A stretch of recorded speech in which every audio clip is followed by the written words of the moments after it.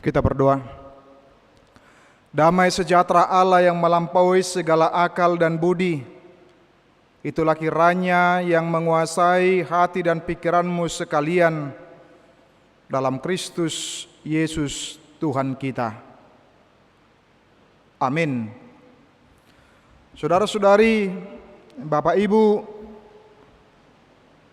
Naposo dan remaja yang dikasihi oleh Tuhan Yesus Kristus, baik jemaat yang mengikuti ibadah di gereja maupun di rumah, firman Tuhan yang menyapa kita pada minggu ini tertulis dari 1 Yohanes pasal 3 ayat 19 sampai dengan 24.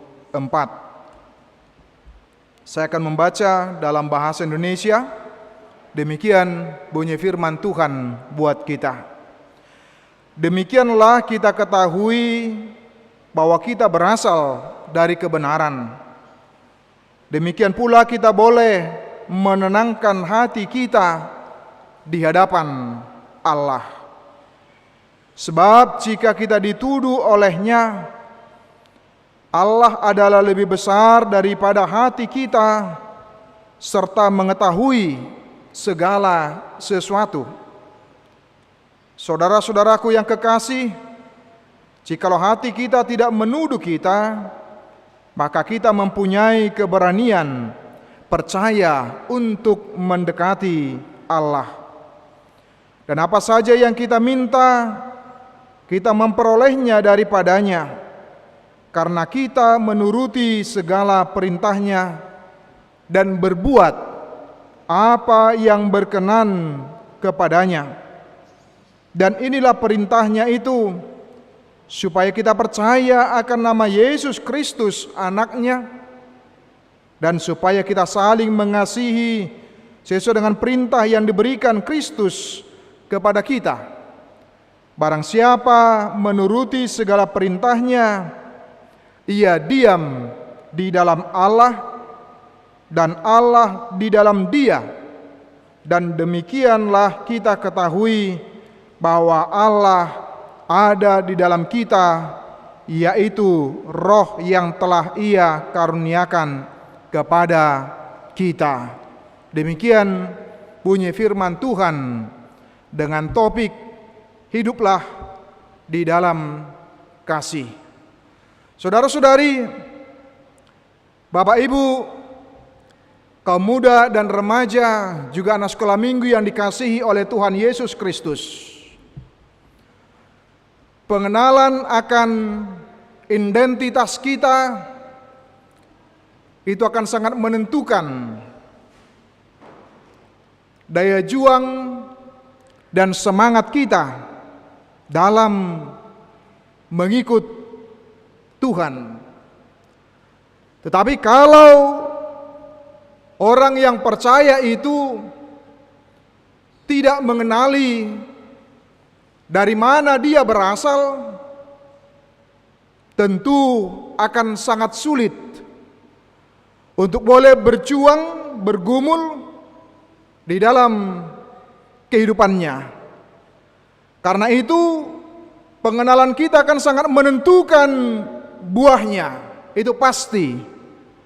Ketika kita sadar bahwa kita adalah anak-anak Tuhan, maka di dalam kehidupan kita sehari-hari akan menghasilkan buah yang baik, buah yang indah, buah yang boleh dirasakan dan dinikmati oleh orang-orang yang ada di sekitar kita.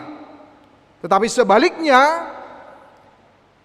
ketika dia menyadari disebutkan sebagai anak-anak iblis, maka produknya juga adalah produk yang diinginkan dan dimaui oleh iblis.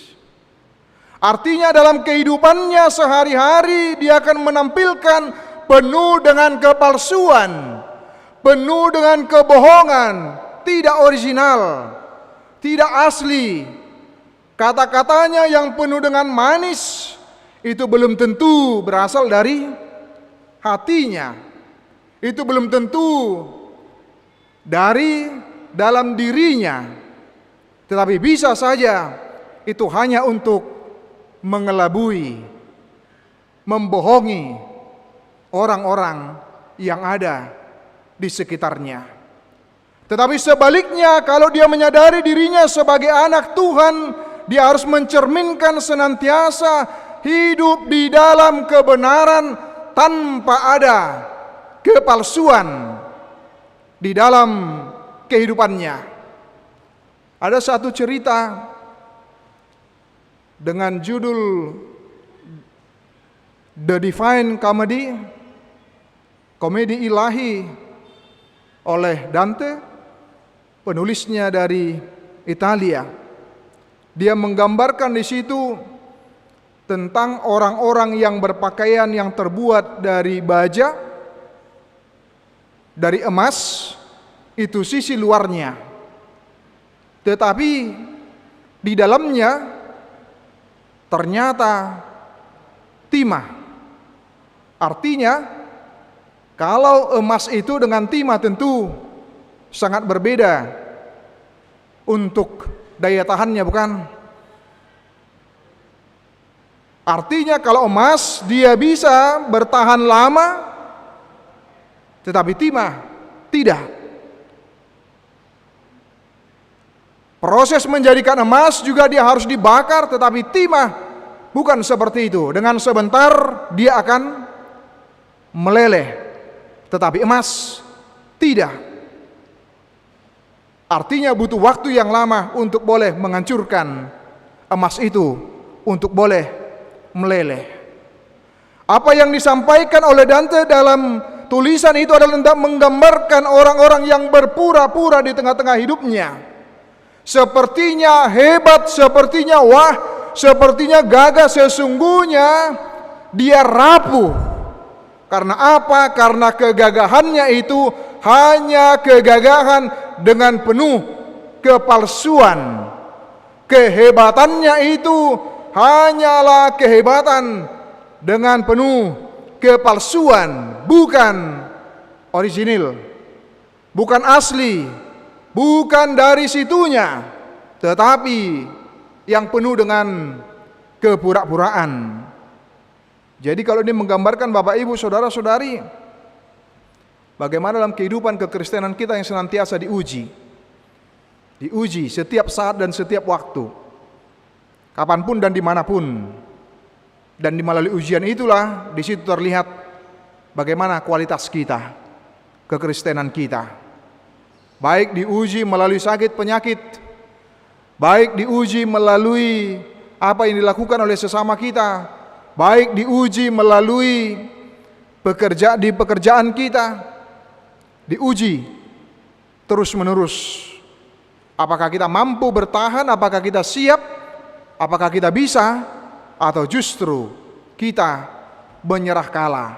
Kalau kita tahu dari mana kita berasal, maka kita akan memiliki semangat juang yang tinggi, bahwa kita akan mampu melewati setiap cobaan, godaan di tengah-tengah kehidupan kita.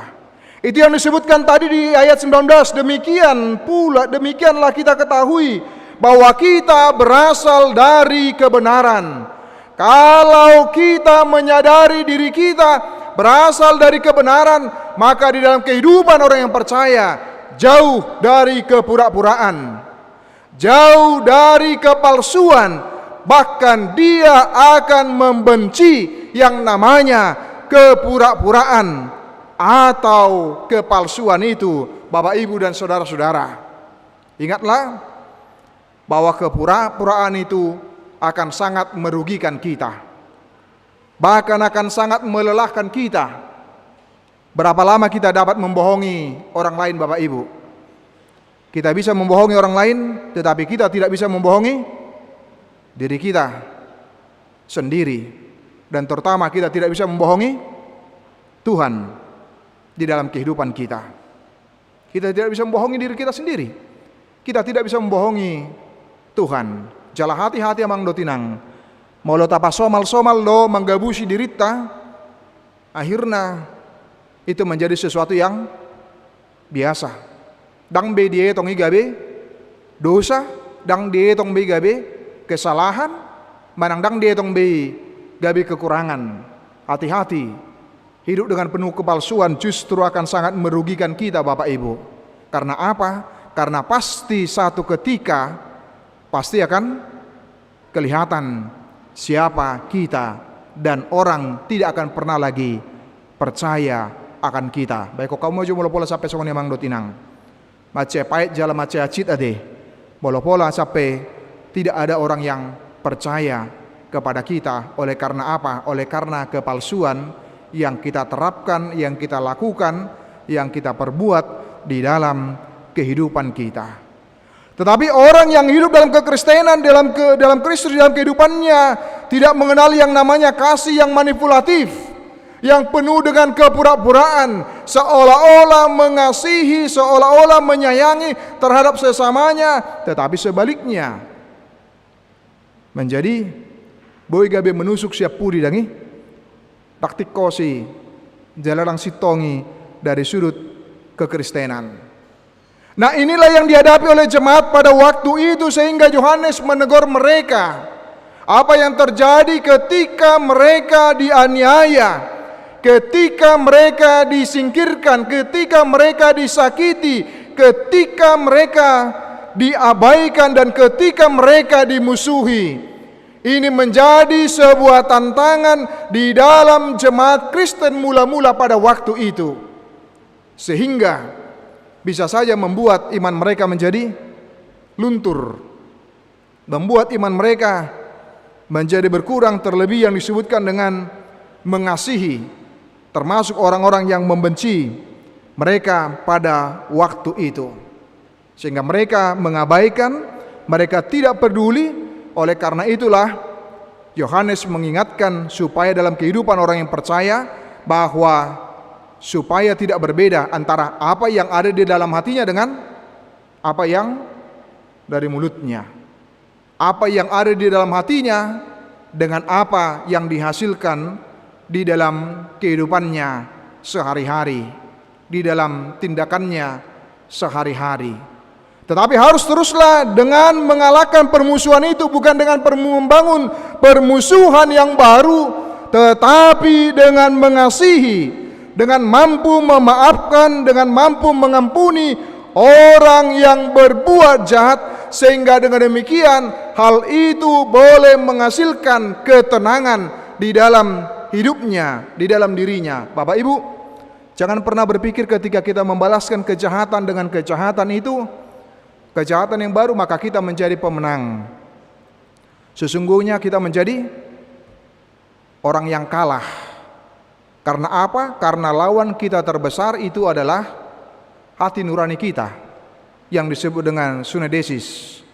Hati nurani yang dipakai oleh Allah juga untuk boleh mengingatkan kita di dalam kehidupan kita, untuk boleh mengingatkan kita atas perbuatan kita, untuk boleh mengingatkan kita atas tindakan kita di dalam kehidupan kita, supaya senantiasa boleh hidup mengasihi. Itu yang disebutkan di ayat 20 dan di ayat 21. Sebab jika kita dituduh olehnya, Allah adalah lebih besar daripada hati kita, serta mengetahui segala sesuatu. Saudara-saudaraku yang kasih, jikalau hati kita tidak menuduh kita, maka kita mempunyai keberanian percaya untuk mendekati Allah.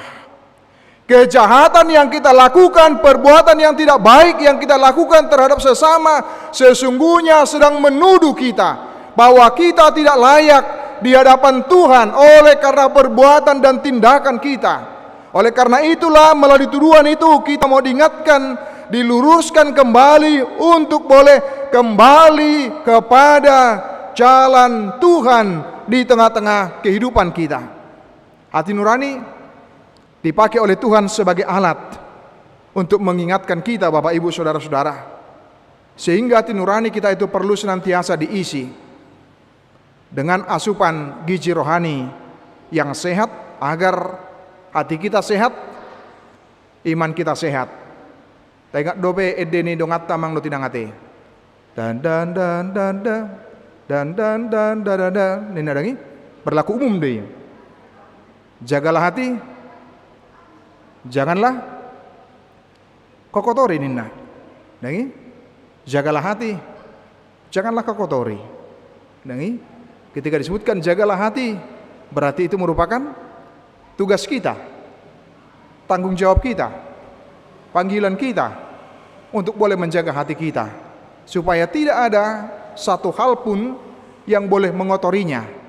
Karena sesungguhnya hati kita kotor atau tidak itu adalah atas seizin kita. Apakah kita mau atau tidak, atau justru kita dengan jernih di tengah-tengah kehidupan kita. Hati kita dipakai untuk mengingatkan kita agar tidak menjadi orang Kristen yang berwajah ganda. Karena kasih tidak pernah mengandung yang jahat, tetapi kasih pastilah mengandung kebaikan. Kasih tidak pernah paradoks, tidak pernah bertentangan, tetapi kasih itu haruslah selaras antara apa yang ada dalam hatinya dengan apa yang dia praktekkan, apa yang dia buat, apa yang dia kerjakan di dalam kehidupannya. Karena itu kasih menuntut kita untuk aktif dan bukan pasif. Orang yang hidup dalam kasih tidak akan pernah sepi dari inspirasi kebaikan, sebab dia kaya dengan kebaikan sehingga berjuang terus untuk kebaikan bagi sesama kita. Amang do tinang molo nunga memang digohi holong ni roha tai dangadong niat buruk, dangadong niat roa, dangadong niat busuk. Tidak ada niat yang jelek terhadap sesama kita itu.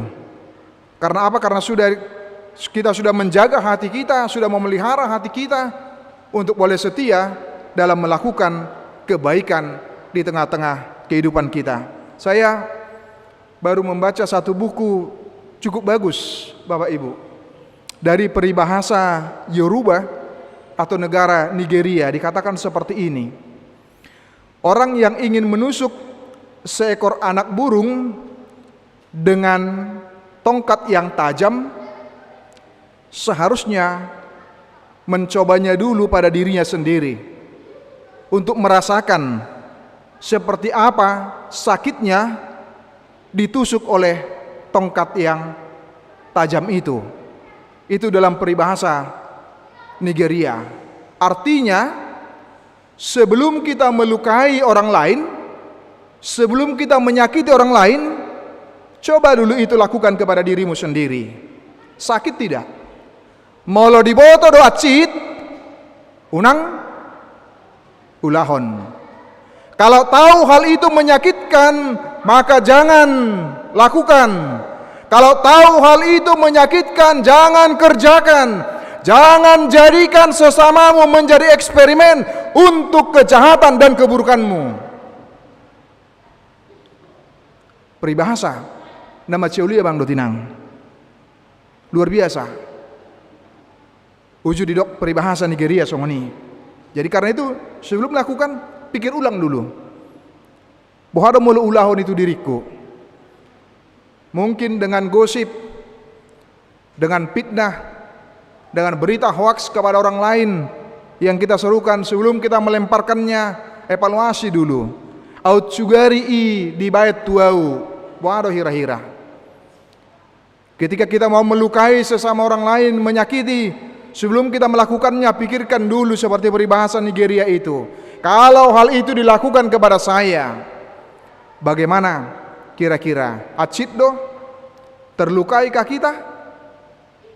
Kalau itu ya, kita merasa terlukai dan tersakiti, maka stop, berhentikan, jangan teruskan, dan jangan lakukan.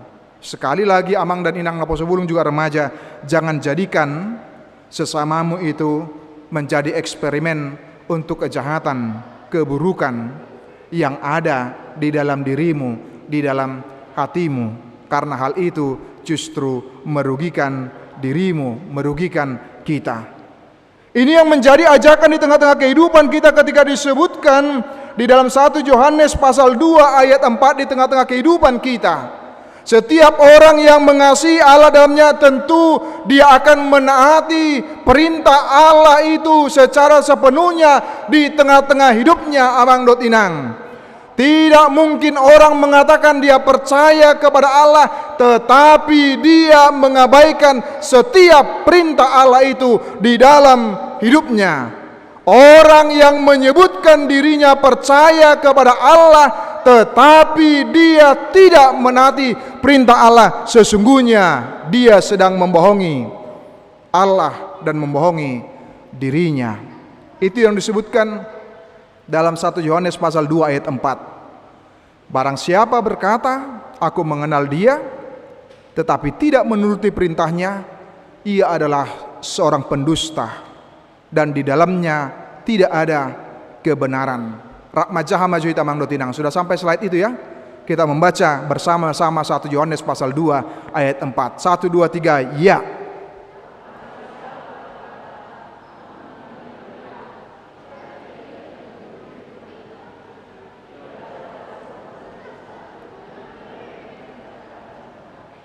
Iya.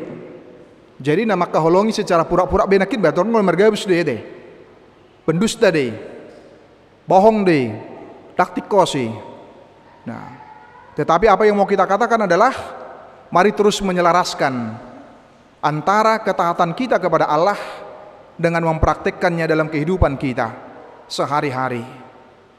Ada banyak orang yang mencoba tawar-menawar aido di liturgis nahubai kami melalui tata ibadah kita di dalam pengakuan dosa. Betapa sering sekali kita dengan mudah tawar menaruh terhadap setiap perintah Tuhan. Atau mak dak pala buai, atau mak sahalion. Apa dang ibo to? Sian sahali do gabe, 2 hari. Sian 2 hari gabe, 3 hari. Sian 3 hari gabe 4 hari. Dong 4 hari, 5 hari dungi. Topus matorus ade, atau madak pala buai, dang dosa be ninna dangi. Padahal disebutkan tadi bahwa diantara ketaatan kita kepada Allah dengan hidup dalam kasih itu adalah yang tidak bisa ditawar-tawar, tetapi itu adalah harus menjadi satu bagian, satu paket yang tidak bisa terpisahkan di tengah-tengah kehidupan kita. Itu yang disampaikan oleh firman Tuhan pada saat ini, Bapak Ibu dan saudara-saudara. Bagaimana kita terus boleh mengasihi di tengah-tengah kehidupan kita sebagai wujud nyata ketaatan kita terhadap perintah Allah di dalam kehidupan kita. Dan jikalau kita ingin hidup berjubilate, ingin bersorak-sorai memuji Tuhan seperti nama minggu kita pada saat ini, maka hiduplah dalam perintah Tuhan. Bukan hidup dari luar perintah Tuhan. Bukan hidup dari luar apa standar yang telah ditetapkan oleh Tuhan, tetapi justru hiduplah dengan mengasihi Tuhan dan mengasihi sesama kita di tengah-tengah kehidupan kita. Luar biasa Bapak Ibu, seperti yang disebutkan dalam epistel kita tadi dalam pengalaman Joshua. Allah memberikan garansi. Bere kamu jonakin Joshua 1 pasal 5 ayat 8 dalam epistel itu, terlebih ayat yang terakhir. Janganlah engkau lupa memperkatakan kitab Taurat ini, tetapi renungkanlah itu siang dan malam, supaya engkau bertindak hati-hati sesuai dengan segala yang tertulis dalamnya, sebab dengan demikian perjalananmu akan berhasil dan engkau akan beruntung. Ketaatan kepada Tuhan tidak akan membuat kita menjadi kolot dan ketinggalan zaman. Hati-hati orang muda dengan berbagai tawaran-tawaran yang menggiurkan di tengah-tengah dunia ini dengan berpikiran untuk berkompromi, tetapi keberhasilan kita ada di tangan Tuhan.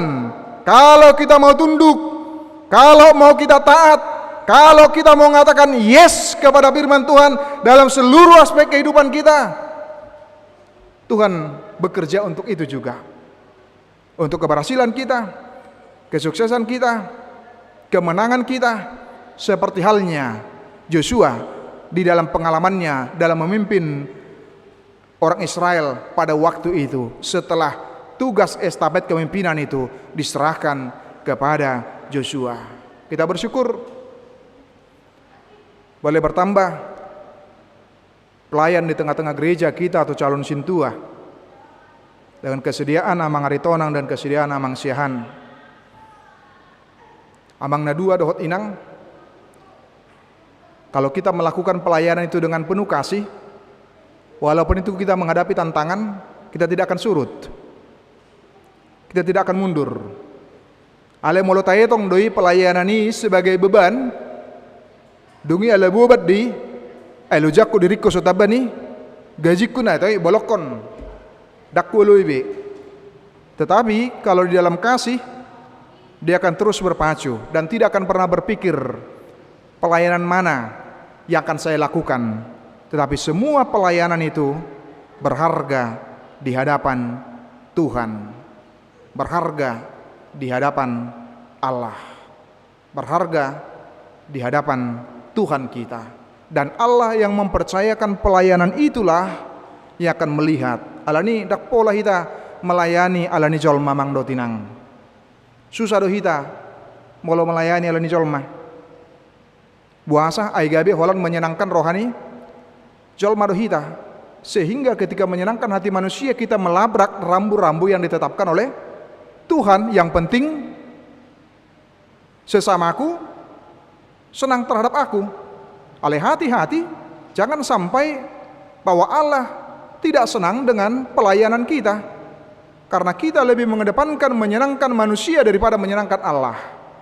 Dan ini menjadi sebuah tantangan dalam pelayanan itu, supaya boleh tetap setia, tetap konsisten, didukung oleh keluarga di bagasan hati.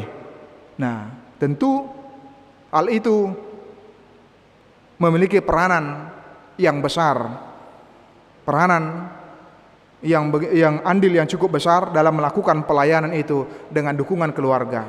Dan tidak ada pelayanan tanpa pengorbanan amang. Dot inang setung gabi marpikir hamu ade. Bah, ngadi si gugu do bimuseng. Waktu bari tuntut dope materi kun war pampahenan, ya. Ala dipasu-pasu dipataruh hita di utong-utongan ulota. Do hasurungan na, ay molo beda do hasurungan na parhalado do jemaat dangi. Kalau dia sudah parhalado berarti dia memberikan waktunya ekstra, kekuatannya ekstra, goguna ekstra, waktunya juga ekstra. Tetapi jangan lupa bahwa Tuhan yang mempercayakan itu tidak akan pernah lepas tangan, tapi dia akan campur tangan di tongah-tongani pelayanan itu. Dia akan ikut serta. Jadi sutung adong ahado upanami urusan ni debatadoi tak boleh lu jahita. Alai urusan itu hatta debatana mangula alai ulota imana taula di tongah-tongani portibion. Unang repot mangitongi dungi aha mau jalo, dungi aha mau jalo, dungi aha mana nih jalokku. Urusan itu hatta mai lama mas hita jala dakya dang nadenggan na pinasa ni debata tuaka na posona. Amin. Nang tuaka na porsia. Tidak pernah tidak yang terbaik, tapi yang pasti yang terbaik yang akan diberikan oleh Tuhan. Amang dot inang, tugas jemaat adalah adong do amang dot inang. Daripada saya holan mengkritik, boy do tong kritik na membangun nate. Radedo kami. Daripada saya holan mencerca, tumagon ma tanya kok kamu. Nah, calon situata na dua dohot keluarga. Mendoakan, kalaupun ada masukan, ada kritik, mari kritik yang membangun, lahu paululihon semakin lebih baik, supaya sama-sama baik, maju dan indah. Tuhan memberkati kita semua. Amin, kita berdoa. Bapa di dalam surga, terima kasih jikalau firman-Mu boleh menyapa kami pada saat ini, yang mengingatkan kami untuk boleh hidup di dalam firman-Mu ya Tuhan, menaati setiap kehendak-Mu dan perintah-Mu. Tolong kami ya Tuhan, supaya kami boleh mampu menaati setiap apa yang Kau perintahkan dalam kehidupan kami, sebagai bentuk kasih kami terhadap Engkau dan kasih kami terhadap sesama kami, supaya nama Tuhan boleh dipermuliakan untuk apapun yang kami lakukan dan kerjakan di tengah-tengah kehidupan kami. Terima kasih ya Tuhan, berkatilah seluruh jemaat-Mu, anak-anak, remaja, naposo, ama, ina, sampai dengan lansia. Engkaulah bersama dan beserta mereka di dalam setiap kehidupan, dalam setiap langkah, dalam setiap apapun yang mereka lakukan dan kerjakan. ya Tuhan. Berkati ya Tuhan yang bergumul oleh karena sakit penyakit, baik di rumah sakit maupun di rumah ya Tuhan. Hingga di saat ini kami mau berdoa ya Tuhan untuk Amang Marpaung yang dirawat di rumah sakit. Tuhan memberikan kesehatan dan kesembuhan agar boleh kembali memuji Engkau bersama dengan kami bersekutu di rumah-Mu. Kami teringat juga jemaat-Mu yang sakit, termasuk juga dalamnya oleh karena faktor usia. Ada Inang Nyonya Siagian Borsitorus, ada Amang S. Marpaung, ada Inang Nyonya Sintua TP Tambunan Boru Siregar, Inang Nyonya B. Simanjuntak Boru Silotonga, Amang Sinaga, dan kemudian Inang Nyonya Napitupulu Boru Manurung. Tuhan, kerinduan dan harapan kami Engkau boleh meneguhkan iman mereka. Jikalau Tuhan berkehendak menyembuhkan mereka, pasti Tuhan bisa melakukannya. Tapi yang terutama adalah kesembuhan iman mereka dengan boleh tetap berpaut hanya kepadamu saja dan tidak kalah oleh karena apa yang mereka alami dan hadapi pada saat ini. Demikian juga dengan keluarga yang merawatnya. Tuhan menguatkan mereka ya Tuhan. Terima kasih buat jemaat-Mu yang berulang tahun bersuka cita. Mari Tuhan tambahkan sukacita di tengah-tengah kehidupan keluarga demi keluarga, baik ulang tahun pernikahan maupun ulang tahun usia. Hanya daripadamu lah umur yang panjang ya Tuhan. Terima kasih ya Tuhan Allah kami. Inilah doa kami, dalam nama Yesus kami berdoa. Amin. Kita bernyanyi